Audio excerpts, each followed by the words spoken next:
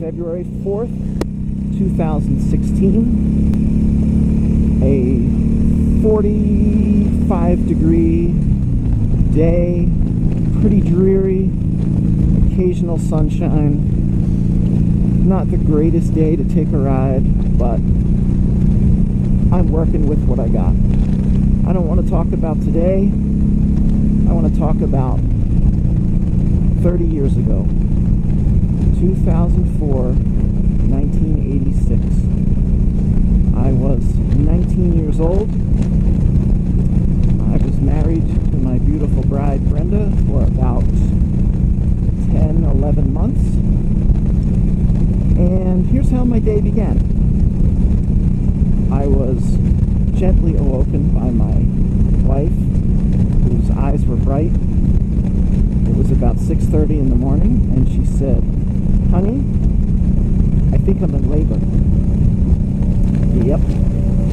The due date was the 5th. It was a day early. And we had prepared for this for a long time. Went to Lamaze classes for natural childbirth. Went through that whole spiel. And so we had a lot of expectations, and here we were at 6:30 in the morning, and if this was really the day, I thought, wow, I am in for a long 24 hours. Not to mention, she's in for a long 24 hours. So, on TV and movies, the husband, they always show freaking out. The wife's in labor, he's running around like a lunatic, they're flying off to the hospital, forgetting stuff, it's a comedy. In the annals of husbands' reactions to wives going into labor, there's got to be a special place for me. She said, "Honey, I think I'm in labor."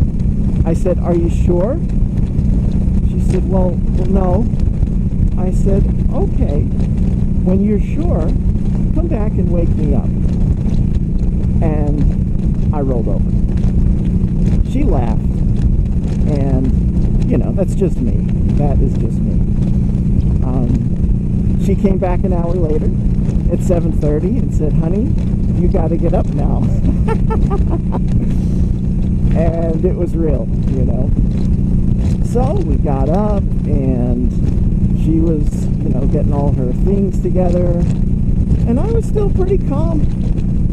I had an IBM PC back then. I was a computer guy, consultant, trainer, all that. And I actually went to my computer and started typing up what would be the little birth announcement of our child. She's like, "What are you doing?" Making a little birth announcement. She just rolled her eyes, So I guess it was around 9 o'clock. She called the doctor, and they said, "Yeah, go down to the hospital." So we headed down to the hospital. I guess we called her mom and let her know that's what we were doing. And when we got there, the nurses checked her out and told her to walk the halls and checked her out again. And, within an hour or two, I guess they realized, yeah, she's in labor and she's here to stay. So, the day for me wasn't a very long day. Her mom came down, I guess around sometime in the afternoon, and I spent most of my time with my wife in whatever room she was in. But then I'd go out to the waiting area and just give her mom an update. I think I called, my parents and stuff like that. And, the next thing for me, this is so funny because it's my perspective. I'm sure for my wife it was a very long day and drug on. But, dinner time came and things got more intense, She was starting to feel the pain, starting to breathe, and 6 o'clock, the doctor was there. It was getting serious, it was getting real. And I don't remember the exact time frame of it all, but I remember that by about 7:30, it was game on, it was imminent. And it, again, from my standpoint, it seemed pretty quick. I mean, I've heard horror stories of women going into labor for 18 hours and, you know, crazy pain. In fact, there was another woman in the same, you know, on the same floor who was giving birth the same day, who was not prepared at all, and she was screaming like, you know, they were cutting her eyes out. But my wife was amazing, and, you know, she is amazing. That's why I married her, and 30 years later, she is still. But she handled it with just unbelievable class and dignity to the degree you can, giving birth to a child.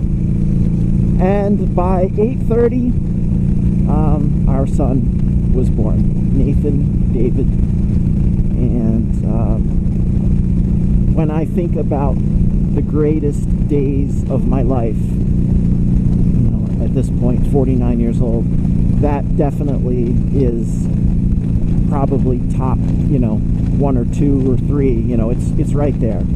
The day I met my wife is number 1, and that allowed numbers 2, 3, and 4 to happen. You know, so that was 30 years ago, and it was in Northeast PA. It was a sunny, cold winter day.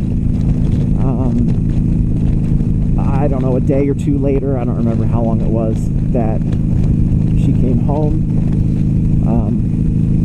You know, I think today they treat childbirth like a drive trip at a drive-through. You know, you don't even get checked in, it seems like. But anyway, it was snowing the day we brought our son home, which is, you know, very memorable. And our son Nathan, greatest child parents could ever wish for, and I have to say was, because he is not with us today. 3.5 years ago, when he was 26, he was our only child, definitely the joy of our lives, and we lost him. This morning, I stayed home from work today. My wife and I went down to the cemetery, put flowers there. You know, what can you do? You know, we've done this several years in a row now. It doesn't really get easier, just different. You know, we started our day, we had breakfast, we read some Bible, talked a little bit. We didn't talk about a lot. It's just too hard, you know. So that was today, but the real joy was 30 years ago, and we know we will see our son again, without a doubt. When we stood at the cemetery today, I said to my wife, you know, someday this place will be gone. All these stones will be gone. All these people will be resurrected, and there will be no more days where people go to the cemetery and just cry. So that is yet future, but that was something that was on my mind today, and so that's what I had to talk about. So it's now 2:30 in the afternoon, and I'm just taking a ride towards Lake Wallenpaupack. I'm going to gas up the bike. If it doesn't get much colder, I might do a 30-mile loop and head back home. Just need to clear my head, and you know, what can you do on a day like this? So that's it.